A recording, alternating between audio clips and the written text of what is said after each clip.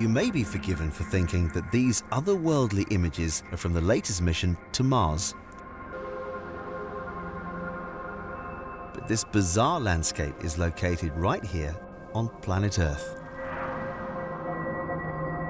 This is Lac Abbe.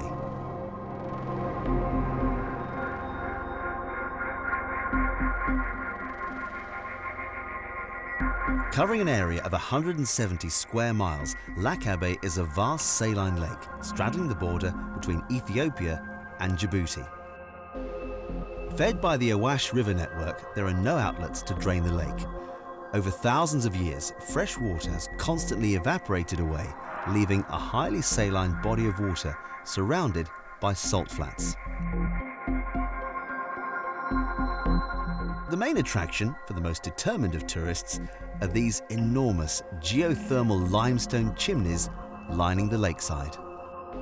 The entire area rests on 3 tectonic plates. Over thousands of years, scalding hot water from deep beneath the earth forced its way to the surface and deposited a mineral-rich mud. When the lake receded, it left these bizarre-looking features. Many are over 50 meters high. The lake is a central part of a wider zone in this area. IGAD's Biodiversity Management Programme named it the Lower Awash-Lake Abbe Transboundary Conservation Landscape, or LALA TBCL.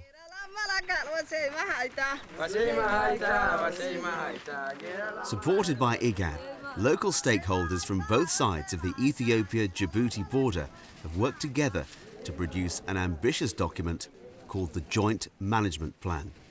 This aims to protect this unforgiving landscape and its inhabitants.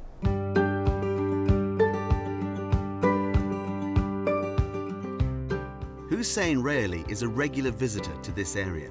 He is the project's technical advisor employed by the International Union for the Conservation of Nature, IGAD's partner in the field. LALA TBCL GMP, which is Lower Awash-Lake Abbe Transboundary Landscape Joint Management Plan, is an ambitious plan for the transboundary ecosystem.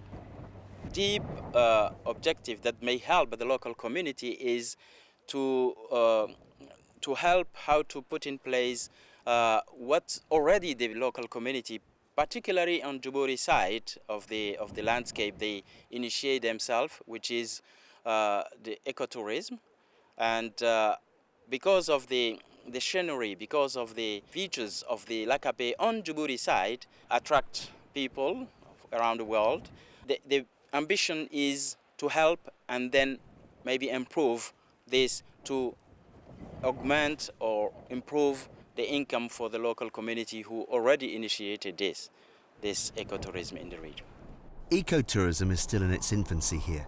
With no marked roads, only the most dedicated tourists visit.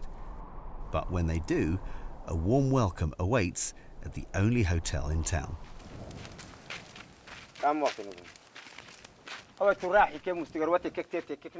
كامل حسن كامل عمركي كنتون كالحيتان تارحلا ويشرب كل عدب رماسة تكلا دا اندي في كم يقرأي تو عدي تاما حويسا ان قدها بس معينا قدها معاستك محدرينو أك تورستيكا يماتيه يمين هراك باد كيس مني باد كل بارولهم كل عالم بارول نبات مسمينتان أبارو تاني تنو متكك يو تكك معاستك يدل نهنا نمي إد تامتنا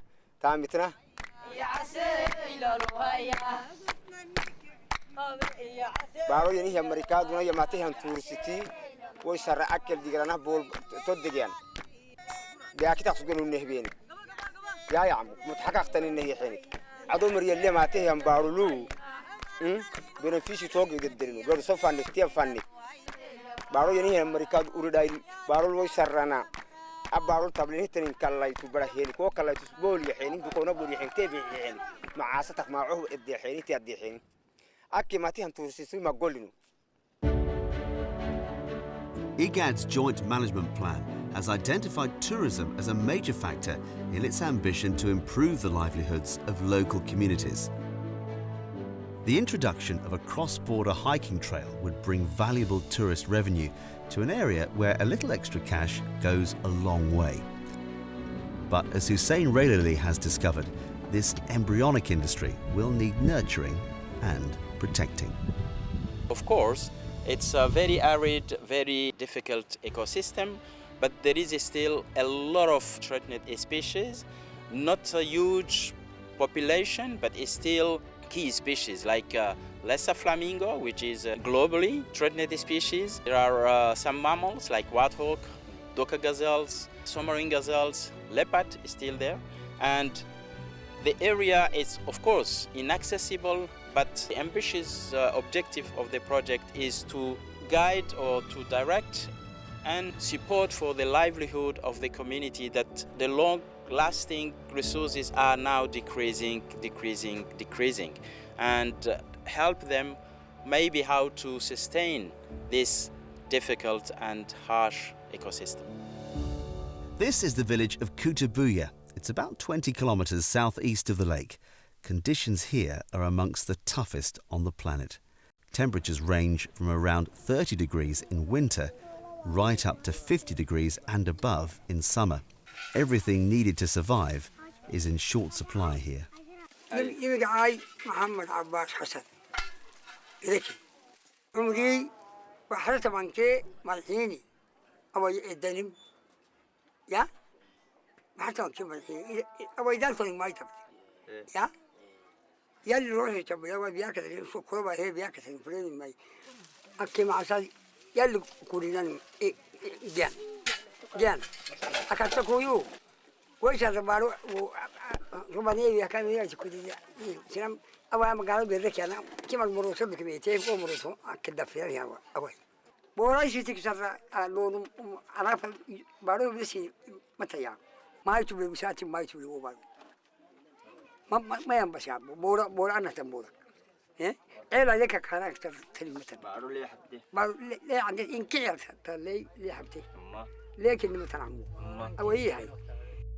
For the people of Kutabuya, life was not always this way. This village is a relatively recent settlement. Not so long ago, the people here were nomadic, travelling the plains and hills around Abbe. But the loss of this nomadic lifestyle in favour of settlement has introduced new challenges. Challenges which, according to the Joint Management Plan, must be managed locally. The local management is very important because the local community here, they were nomad. They had a nomadic life. But nowadays they are settled. And the importance of the local management is to give a chance the very harsh resources to be managed. And if there is no management of what they have, things will go on forever. And previously their way of naturally locally management was to leave the resources, sometimes going to another place, getting back, and this was the local management naturally. But nowadays, as they are settled, they overuse. And once the limited resources is overused, the livelihood will change. And now, the locally management important is to give a chance these small resources to be managed by the local community. But local management alone cannot solve all the challenges. For there exists a major threat which has affected vast areas of the entire region, and only intergovernmental action has any chance of combating it.